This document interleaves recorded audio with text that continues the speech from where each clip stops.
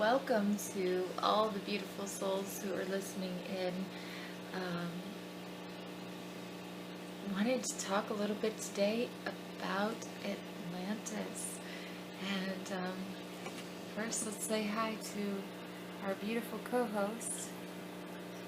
This is Sierra taking her happy morning nappies. So if you hear snoring in the background, she's a big, loud, happy sleeper. So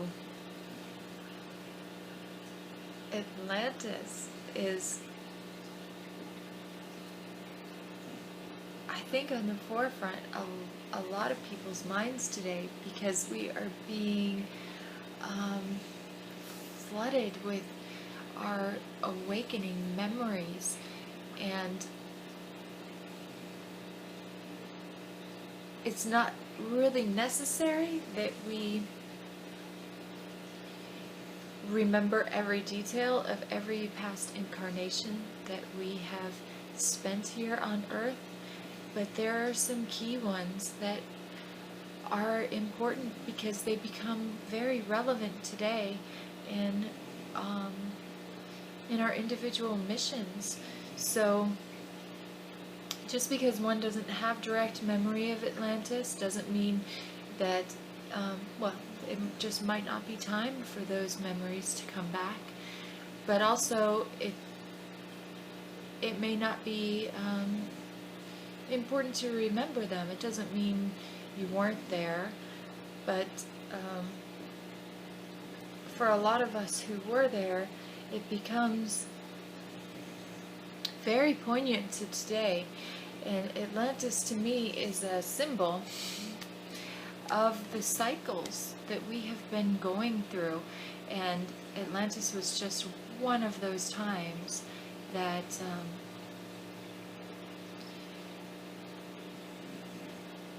we went through a changeover cycle, and it's like we've been going in a circle. We keep repeating the same cycle over and over and over again.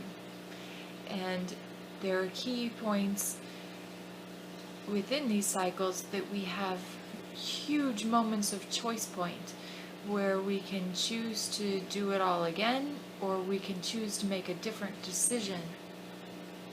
And I think that's where we find ourselves today.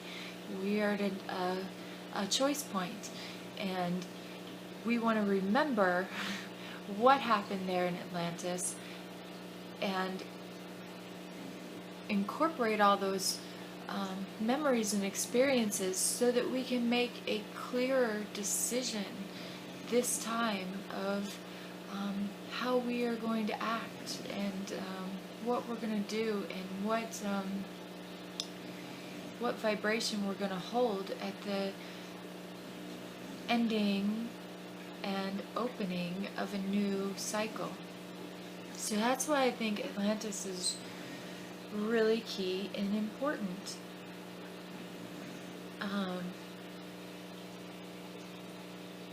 There's a lot of dialogue going on about it, and I just want to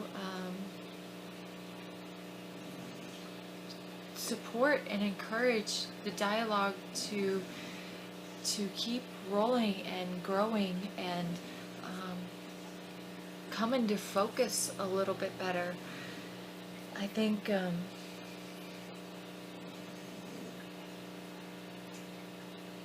the only way that I know how to contribute to that is just to share my own story.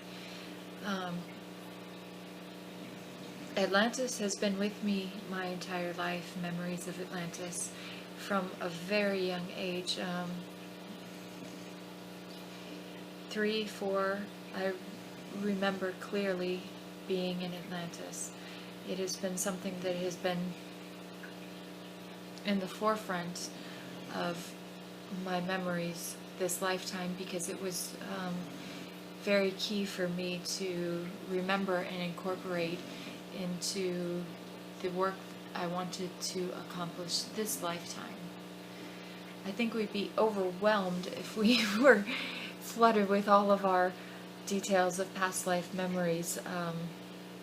And I don't think that is necessary. I think there's a lot of emotional healing that needs to be done, and that's why a lot of it is important to kind of recapitulate, relive through, go through it, see where the choices were made, understanding, forgiving, and empathizing with all of the characters that were relevant in that lifetime, because a lot of times they keep coming back around,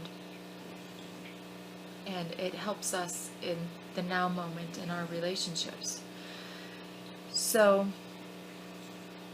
I remember, 10 or 12 lifetimes very clearly, but Atlantis to me was always the first memories that came through, and it has always been with me. A lot of people might know me as Red Pill Oracle, and I chose that name a little bit based on my experience in Atlantis. In that, it was inspired by the Matrix just as much, and I just like that concept. It is not an identity for me. I don't really identify with any name. It doesn't define who I am. So it was just kind of a little homage to the energy of who I was in Atlantis, which a lot of that came through in this lifetime as well. But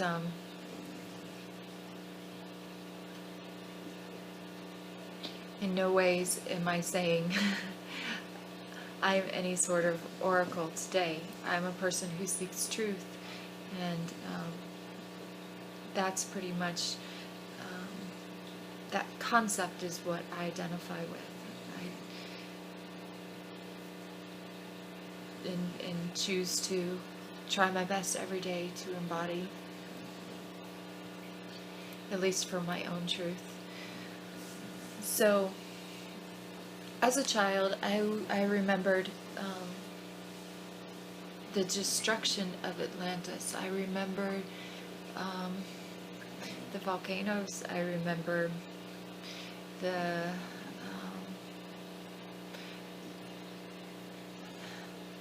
floods, the sinking, and I watched this from afar, from my vantage point of where I was at the time, and I knew there was no escape from it. I knew that it was over, and I knew it felt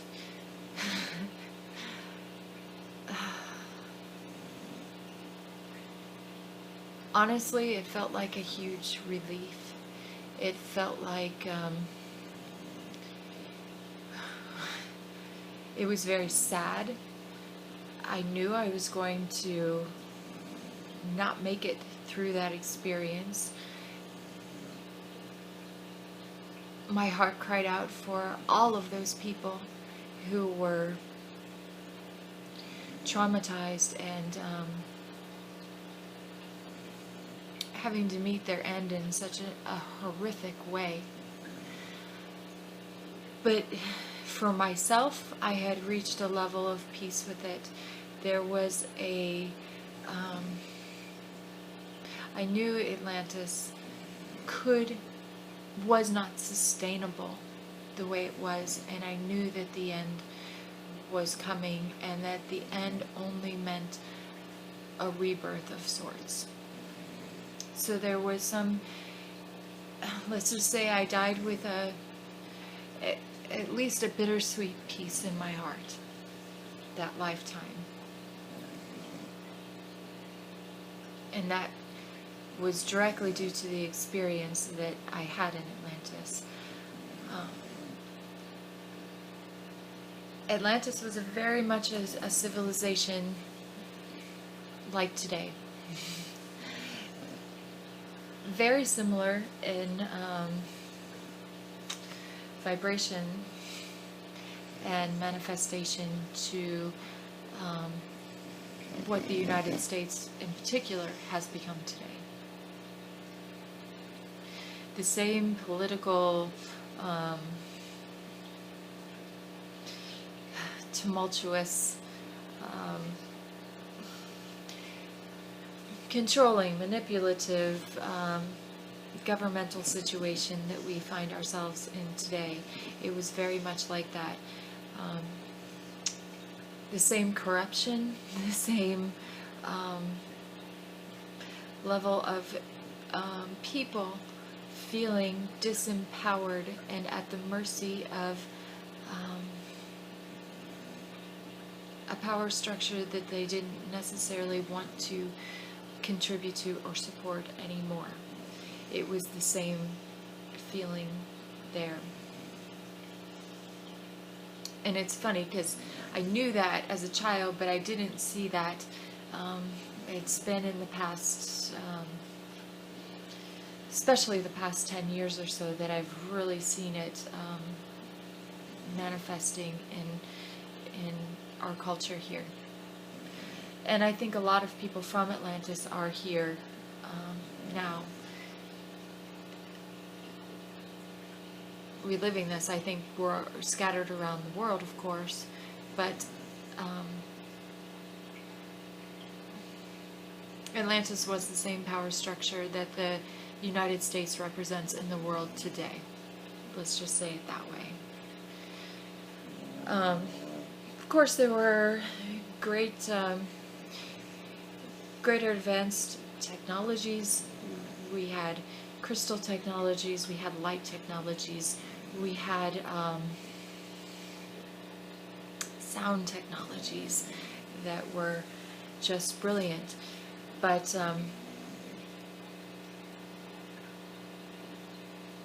just like today, those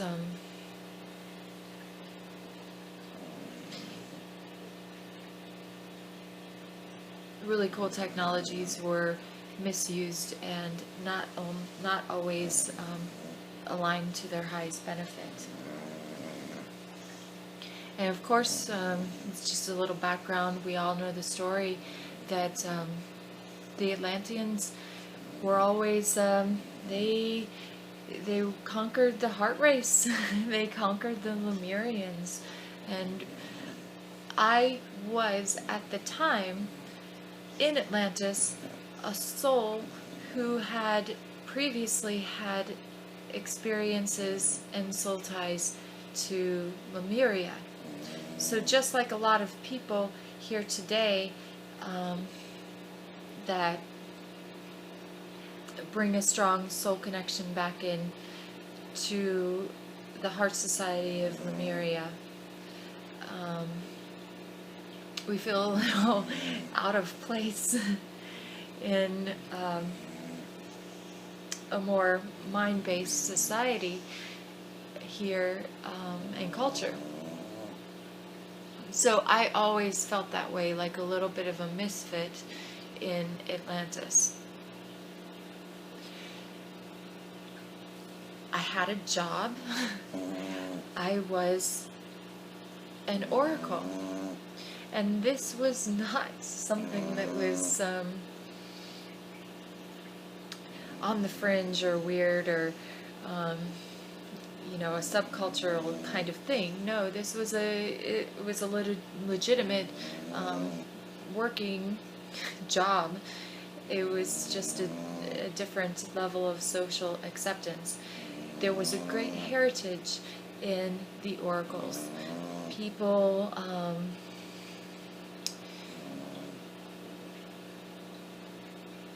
way back in Atlantis' history,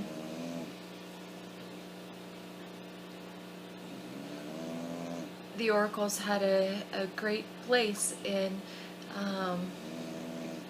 speaking for the culture, and they were listened to. But at this point, it had, over hundreds of years, become a very corrupt thing. We were used, we were kind of a showpiece. We weren't really being taken seriously anymore. It was what the people wanted to hear. They wanted to hear the oracle's perspective, and this was there were groups of different oracles, and the one that I was in particular had hundreds, and other groups had hundreds, and we were really run by like a company. It was like a corporation in a way, and it had become very overrun and very misused. They would then take the oracle overall reports, and government officials would choose to use them in a way to manipulate what they wanted to have happen. So I realized this, and I knew that, and I knew it was kind of a joke, but as an oracle, we were kept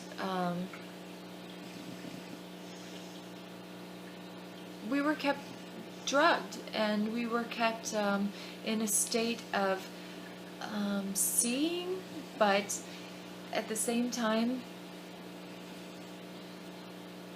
they wanted to encourage that, but we were not encouraged in our own contribution of our own powers of creation. We were a vessel, and they wanted thoughts of the future. The thoughts of the future that were coming out at the time were warnings.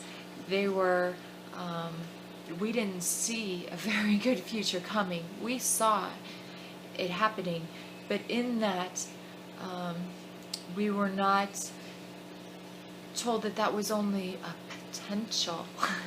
And this is what I can bring back into the here and now. Those were potential visions of the future that we were having. We had a choice to resonate with that potential or not. So in a way, even us oracles who were seeing this, by not aligning in our own hearts and with our own center and love, we were actually contributing to making that future happen. We were resonating in fear. We were scared. We felt alone and unsupported, and it was just a really we felt powerless to do anything about it. So I remember this inner struggle, and I remember this turmoil, and I remember that that some part of me knew that that was not the best way to hold this feeling of fear and visions of a horrific end for all, which then we brought to various government entities and councils, and were basically told, that, well, what was coming out to the mass population then was a distortion on that. They were playing on it. They were pitting people against each other and creating more havoc and turmoil. A lot of the visions that we were seeing were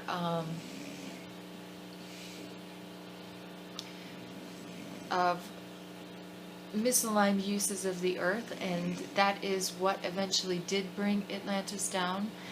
They got too greedy. They went too far. They were tapping into the energy of the earth core and heart, and that was not to be tolerated, and it was not to be, it's out of balance, and that is what eventually took it down. So the people who could have made a different choice and listened to what was coming through chose not to heed that warning and did not put that out to the general public as what was actually coming through. So eventually I quit my job, and it was hard. It was really hard. We were, I remember not having an income, being drug addicted, falling into all kinds of really seedy activity because there was nowhere else to go. There was nothing. I didn't have any support, and relying on the kindness of strangers, let's put it that way. But I knew in my heart that I was doing the right thing by walking away. And by the end, when I was sitting and watching Atlantis fall, I had cleaned myself up and cleared myself up some, reclaimed some of my own inner strength, and I just knew we were going to get to try again someday. Because there were beautiful things about Atlantis as well, don't get me wrong, and there were many beautiful souls there. Just like today, there's a mix of everything, but who actually has the power grab makes all of the decisions for all of us, and the key is here to learn of our own internal power, that we don't have to be reliant upon that we are creating and manifesting the future of our choosing and resonation from this point on. So, in this lifetime as a child, I would also have my own visions, and I would have visions of the future as well. And this is something that I've always dealt with my whole life. I would have dreams or visions of the future and, going horribly wrong. And it was something that I had to realize, that these were just potential creations, that it was not set in stone, that there were choice points here. And instead of letting that future scare me, I would take it into I still do, take it into my heart, love what I am seeing, and choose to perceive them from another point of view, from a higher point of view, and actively be in co-creation with the future that I desire to have manifested, which is one of liberty and peace and abundance for all humanity. So, and knowing in my heart that in a way that's already done for me, the future is just an extension of the now. So if I can resonate with that feeling now, it is what we will draw more of to ourselves in the future. So I did bring into this lifetime a gift of sorts of sight, but I've used this sight in a very different way this lifetime, and it has been a choice to use it in a different way. It is my inner vision. It is for heart traveling. It is for seeing and exploring the inner universe as well as the outer universe, and being able to get a clear picture of that. I think all of us have the gift of our senses. One might be stronger than another, and for me, it has been, the sight has always been there, and it has been something that even I think has had to go through several upgrades of rewiring, because have had a lot of even neurological issues with the eyes, and all of these senses have to be rewired and hard connected to the crystalline energy body that we are now in the process of manifesting. So, you know, some people have great hearing, but then they'll have ear issues. So these are things that we get to be patient with and work through and understand that it's just we're going through an upgrade, let's put it that way. And all of the senses can be developed. I have a lot more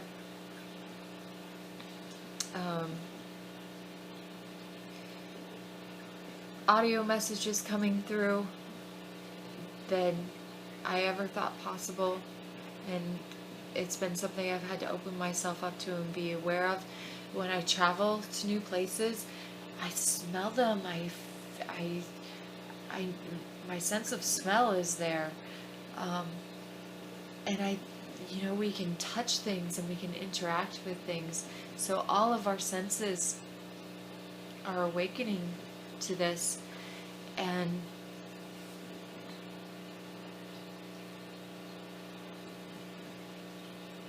I think one thing that's important to talk about in Atlantis is, a lot of the esoteric information was taken from Atlantis to Egypt. And this was done by Thoth, the Atlantean. So I think it's really important for us that are having memories today to really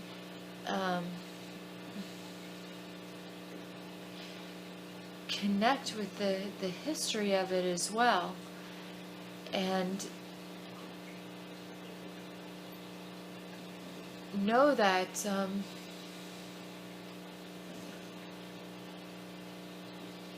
know our soul connection to these key players at the time and what they were trying to preserve for us today. It's all about making a different choice at this end of the cycle, this time.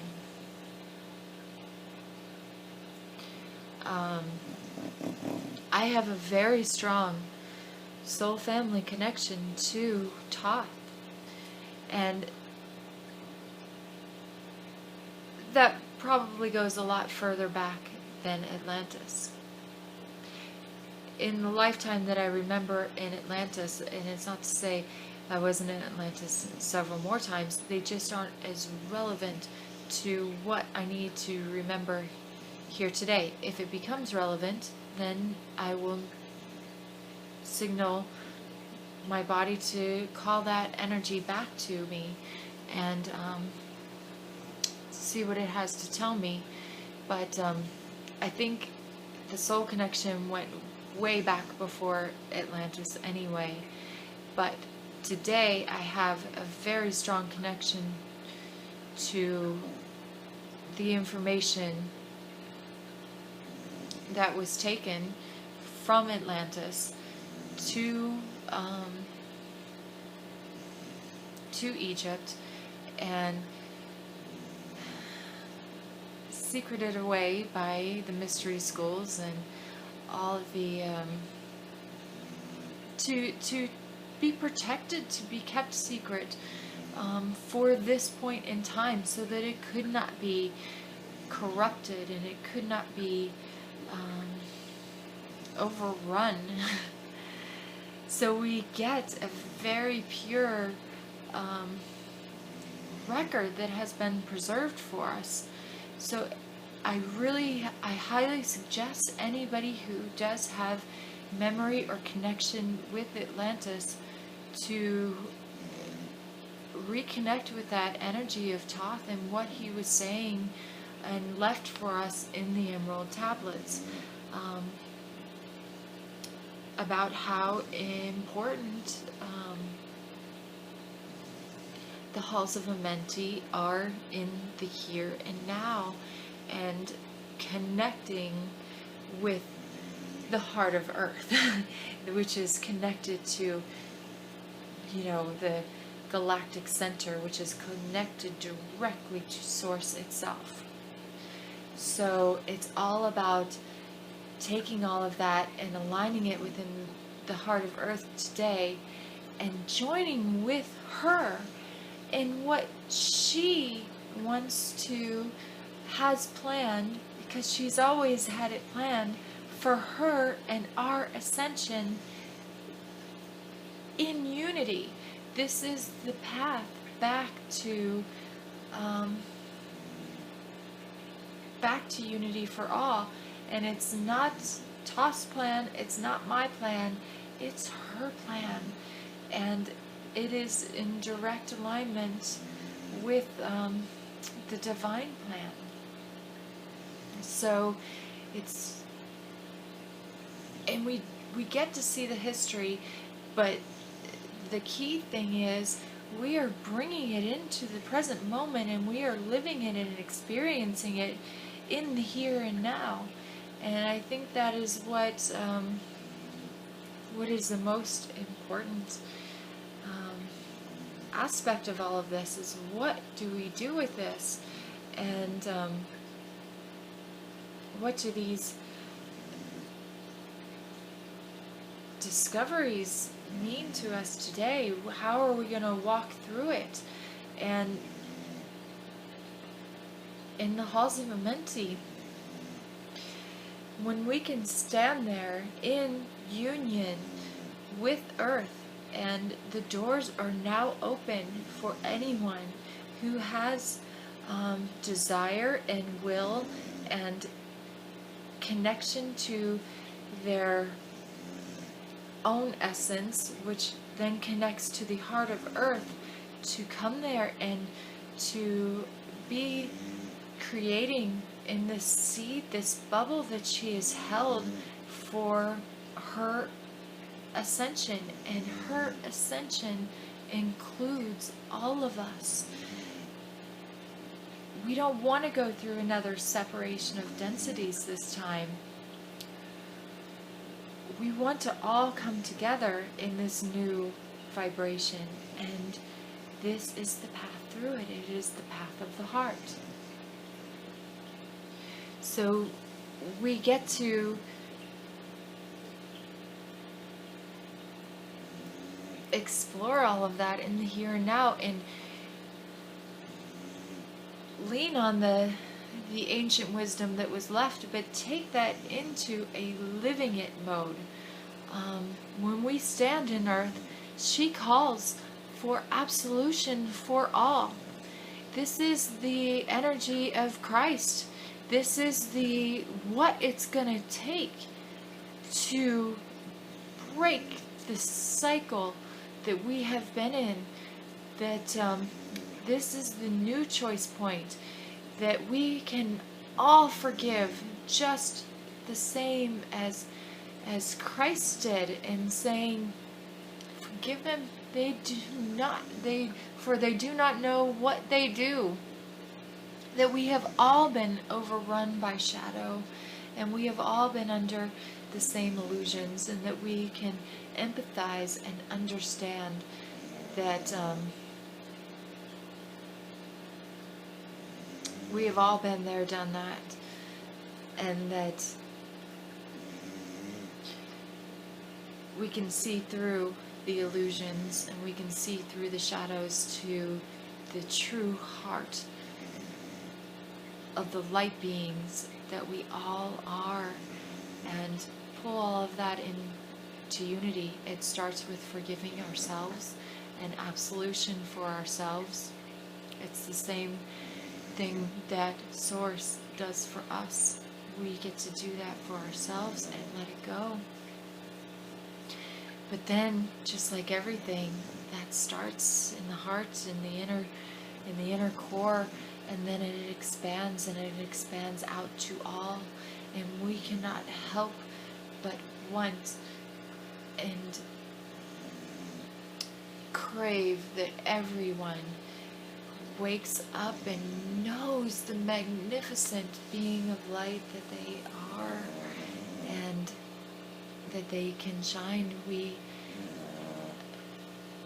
It is the gift of absolution is what we are waiting to give to everyone, and so that we can all move on together. This is what will collapse the incarnation grid that we have been stuck in. This is what dissolves the karma. This is what allows us all to be free to go. We free ourselves, and in essence we're freeing and healing the world. And it's about pulling it all back into unity. And this is going to appear and manifest differently in everyone's lives, but this is about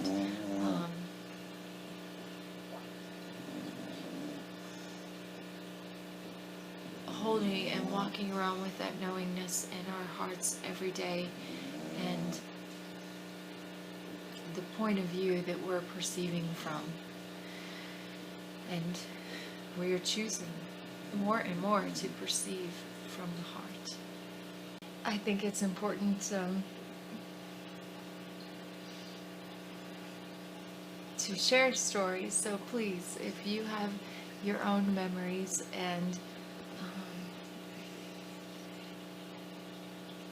what you learned in Atlantis and what you learned through your many trips through the Earth experience, please share them, and we can all learn from each other and put little puzzle pieces together, and just exchange all of the information that we have been gathering along the way. Thank you all for joining me. Love to all.